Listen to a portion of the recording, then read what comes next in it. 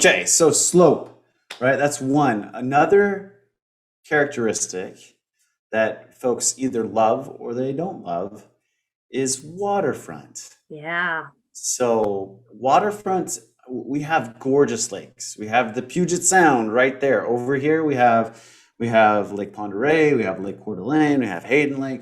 Lake and water frontage is great. They For could be some good, people.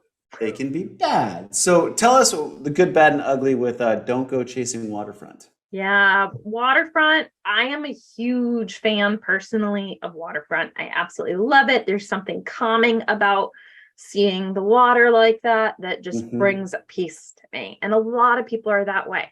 However, when you're buying real estate, you have to remember that even in a normal property that doesn't have water, water is often the enemy. Yes. Okay. So when you're putting yourself in a property that's right on the water, you need to be cognizant of several things. First of all, being right on the water is going to cost you a heck of a lot of money because it is so desirable to a lot of people. And well, It's a premium. it is. And well, Yep. in Washington state, we oftentimes do not get surveys done. They're not required for a transaction here like they are Mm, required in many other states because they're extremely expensive to have done. If you are buying waterfront, every single inch matters as far as cost. And there can be times that people will want to do a survey in order to make sure they're getting as much waterfront as they think they're getting. right. So that's an upfront cost right there. Besides that, the water table changes, water erodes, we have earthquakes and things like that. So if, Hmm. again, it's a good example with the property that I just showed with that retaining wall. What if instead of land there, it was water, which we see those all the time, water, Yep. retaining wall, land. Yeah. How close is the house to that water?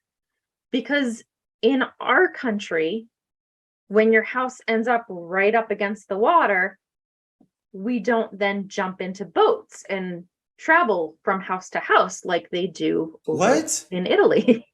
Hey, I'm sure you could though. I mean, it's important, Yeah, but it is important. it's important to travel and get around and know your neighbors. Yes, it absolutely is. And I have lived on a lake before. I have traveled to work via boat before.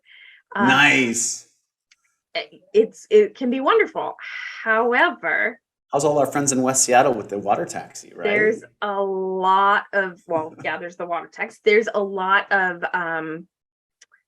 maintenance Yes. for retaining walls and other things to try and keep the land where Docks. it is. Rocks. Yeah. Um, there can be invasive species growing up in the water. It's, go ahead. Yeah, the other thing that people need to keep in mind is some of our water is reservoir water, right? So it's not water 365 all day long, right? So most notably, you have Lake Taps down there that loses, like, I think at least a third, if not more. And though you thought you bought waterfront, if you were coming in and you're buying in the springtime when all the snow is melting and the reservoir's up to the tippy top, you're like, oh, this is so great. And you get to September, October when they let that thing out, and your dock was floating is now sitting on the ground, and you're 50 yards away from the closest shoreline. Yep. It kind of changes things. So it's also really important to know what kind of body of water you're bellied up to, right? And what the rules are on that body of water. Do you plan on swimming in it? Do you plan on having a power boat? Do you plan on fishing in it? Most of those things are not allowed in a lot of Yes. bodies of water. So you need to Yeah. be very, very cognizant of it. Electric motors only. Yeah, Electric motors only, gas motors, wakes, all that good stuff. there was a So it, waterfront property that I had clients extremely interested in. And as we were doing the research on it, we found that that particular waterway, which does go mhm. out to the sound, is supposed to be dredged every 3 years in order to make it so the boats can freely come and go. Oh It wow. hadn't been dredged in over 9 years. Oh, That's a problem. yeah.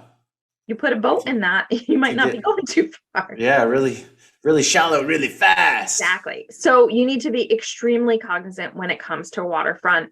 I will also mention one more thing. As many people know, I do live in Woodinville. I do have a friend that bought a property on Lake Leota at one point, and it was a decent sized property. It took them, I believe it was 2.5 years to get a permit to be able to put a septic, because of all the requirements with the closeness of the water and the rules changing, and there's so many things. So it's being near water or having wetlands on your water, which again is on your land.